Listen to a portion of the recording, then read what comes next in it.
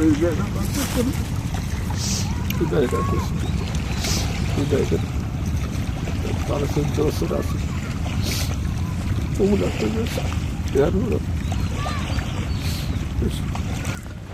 আসসালামু আলাইকুম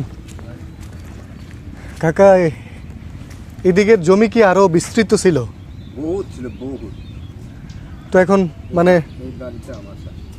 ও, এগুলো কি এই যে ভাঙতেছে, প্রশাসন কি ব্যবস্থা নিতেছে না? এই জমি কি আপনারই ছিল?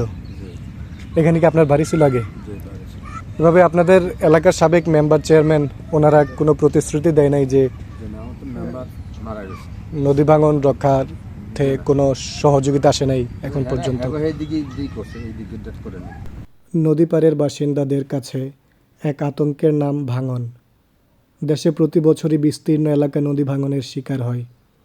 এতে বসত ভিটা, জায়গা জমি সব হারিয়ে নিঃস্ব হচ্ছে হাজার হাজার পরিবার। রাস্তাঘাট, হাট বাজার, স্কুল কলেজ, মসজিদ, মাদ্রাসা সহ বিভিন্ন প্রতিষ্ঠান নদীগর্ভে বিলীন হচ্ছে।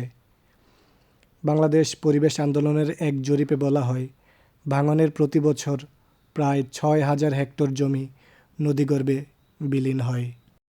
দর্শক, আমরা রয়েছি লক্ষ্মীপুর জেলায়।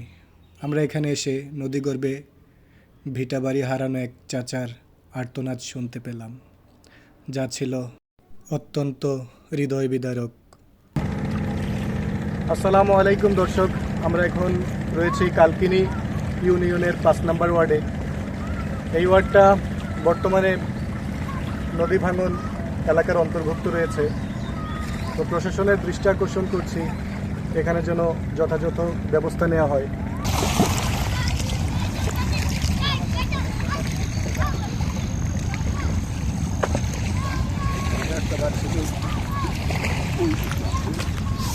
এই জায়গা ওই জায়গা ওই জায়গা 12-14 বছর আছে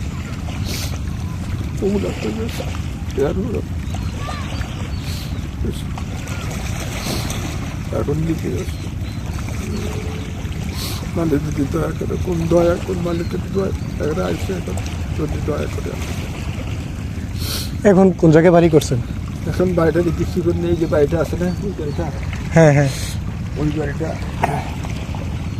কষ্ট নগদ রাখছি 12,000 1 বছর থাকতাম। এই সুন্দর সাজানো বাগান, জমে থাকা কত শত স্মৃতি, সব যেন এক নিমিষেই শেষ। নদী মানুষকে যেমন দেয় তেমন কেড়েও নেয় অনেক। প্রকৃতি যেমন সুন্দর তেমন নিষ্ঠুরও।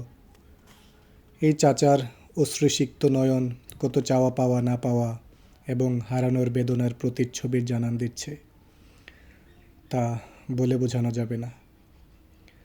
আমরা প্রকৃতির কাছে অনেক সময় বড্ড অসহায়। ওই জায়গাটায় মসজিদ ছিল না? মসজিদটাও নদীগর্ভে বিলীন হয়ে গেছে।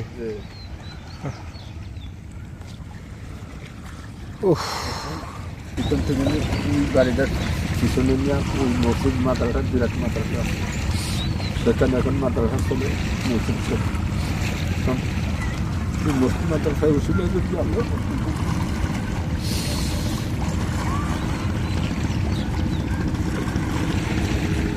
ভাষা নেই।